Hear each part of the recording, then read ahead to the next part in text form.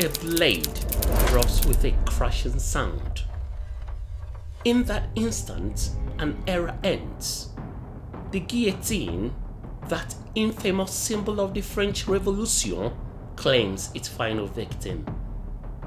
Outside the prison courtyard was a doctor, and Marcel Chevalier, France's chief executioner, and his 24-year-old son, Eric.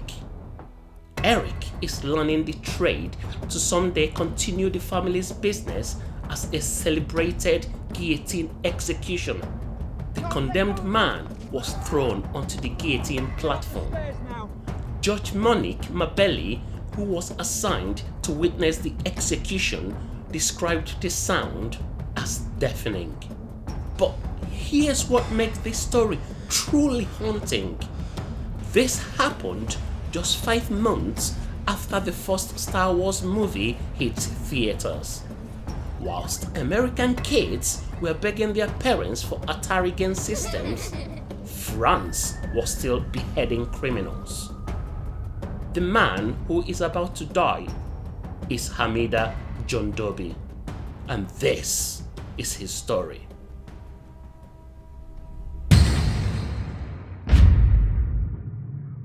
Our story begins not in France, but across the Mediterranean, in Tunisia. Hamida Djandoubi was born on September 22, 1949, in the ancient city of Tunis. Growing up in post-colonial Tunisia, opportunities were limited, and like many young men of his generation, Djandoubi dreamt of a better life in Europe. In 1968, at just 19 years old, he made the journey to Marseille, France. The bustling port city in South France was home to a large North African immigrant community. Djandoubi found work in a grocery store. Honest work, but nothing extraordinary. He was just another face in the crowd. Another immigrant trying to build a future. But fate had a cruel twist waiting for him. By 1971, Djandoubi had moved on from the grocery store and found work as a landscaper. It seemed like progress, but on one ordinary work day, everything changed in an instant. A workplace accident. A horrific one. His leg became caught in the tracks of a tractor. The injury was catastrophic that doctors had no choice but to amputate around 60% of his right leg. Imagine that. A young man, barely in his 20s, now permanently disabled in a foreign country. The physical pain was immense, but the psychological impact would prove even more devastating. His lawyer would later argue that this accident transformed him, that it drove him to alcohol abuse and violence, turning him into a different man. But was it the accident that created a monster, or did it merely reveal what was already there? During his recovery at the hospital, Djandoubi met someone who would become central to this tragedy. Élisabeth Bousquet, a 21-year-old woman. What should have been a chance encounter became something far darker. By 1973, Élisabeth did something that required immense courage. She went to the police and filed a complaint against Djandoubi, stating that he had tried to force her into prostitution. Think about that for a moment. In 1970s France, for a young woman to publicly accuse someone of attempting to coerce her into sex work took remarkable bravery, but she did it anyway. Djandoubi was arrested, but here's where the system failed.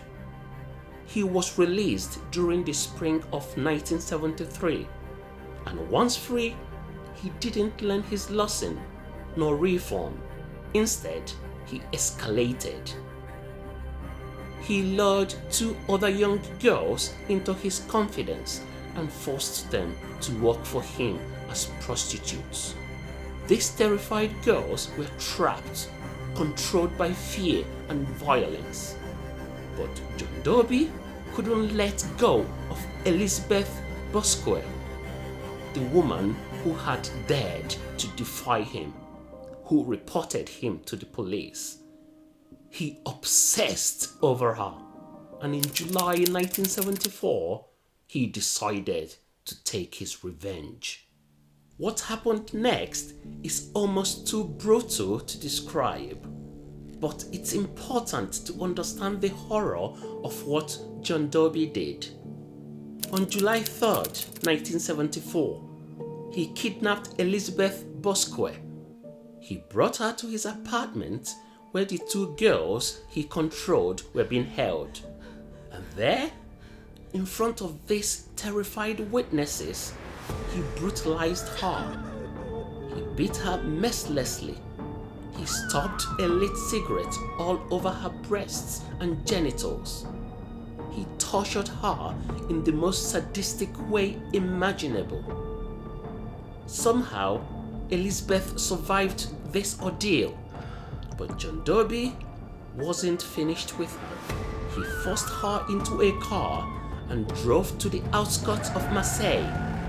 There, in a desolate area, he strangled her to death. When he returned to his apartment, he warned the 2 girls who had witnessed everything, "Say nothing, tell no one, or you will be next." They were petrified. 4 days later, on July 7, 1974, a boy discovered Élisabeth's body in a shed, but it would take another month before her body was identified and before those terrified girls finally found the courage to tell the authorities what they had seen. And Djandoubi's reign of terror still wasn't over. In August 1974, he kidnapped and forcefully assaulted a 15-year-old girl named Horia. She managed to escape and report him to the police. This time, there would be no release. After a lengthy pre-trial process, Djandoubi finally appeared in court on February 24, 1977. He faced charges of torture murder, forceful assault, and premeditated violence. His defense strategy was that the loss of his leg had driven him to alcohol abuse and violence, that the trauma had fundamentally changed who he was, transforming him into a different man. But the jury wasn't buying it. The evidence was overwhelming. The testimony from the surviving girls was devastating. The brutality of his crimes spoke for itself. On February 25th, 1977, the verdict came down: death. Djandoubi appealed. The appeal was rejected. He appealed again, rejected. By this point, support for capital punishment in France was already waning. Many expected the president to grant clemency, but for Hamida Djandoubi, no mercy would come. September 10th, 1977, 12 days before his 28th birthday, in the early hours of the morning, officials arrived at Djandoubi's cell at Baumettes Prison. They informed him that the president had denied his appeal. The execution would proceed. According to witness accounts, Djandoubi drank rum and smoked his final cigarettes. He was stalling, desperate for any delay, for any last-minute intervention that would save his life. Before being let out, he had to fix his prosthetic leg, a haunting detail that connected this moment back to the accident that his lawyer claimed had started everything. And 15 seconds later, the prisoner was guillotined. The execution of Hamida Djandoubi sent shockwaves throughout France, but not in the way you might think. Reports eventually emerged that made the death penalty debate even more urgent. A doctor present at the execution testified that Djandoubi appeared to remain responsive for up to 30 seconds after decapitation, very similar to the account of the doctor that witnessed Languet's execution. Medical experts have long debated this phenomenon. Some doctors contend that a severed head can maintain some level of consciousness for 10 to 13 seconds after decapitation. Whether this is true or not, the very possibility horrified the French Republic. The macabre detail of Djandoubi's execution, combined with growing opposition to capital punishment, accelerated the end of the death penalty in France. Marcel Chevalier, the executioner, would never execute anyone again. His son, Eric, would never inherit the family's business after all. The guillotine was officially retired. Hamida Djandoubi was the last person executed by guillotine anywhere in the Western world. He was the last person to be lawfully beheaded by any democratic government on earth. Today, the guillotines that once stood in French prisons are museum pieces. One is preserved at the Musée de la Médecine in Paris. Another can be found in the National Police Museum.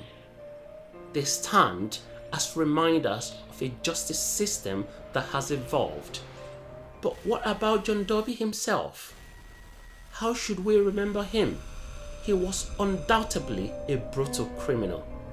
His crimes against Élisabeth Bousquet and those other young women were horrific, inexcusable. Many people at the time and even today still believe he deserved his fate. Yet his execution also became a turning point. It forced France to confront uncomfortable questions. What does justice really mean? Does the state have the right to kill in the name of justice? Where do we draw the line between punishment and vengeance? These questions have no right or wrong answers, depending on who you ask. What do you think? Should capital punishment have a place in modern society? Or was France right to abolish it? If you found our stories fascinating, please like, subscribe, and support us. All the links are in the description below. Thank you very much for your support.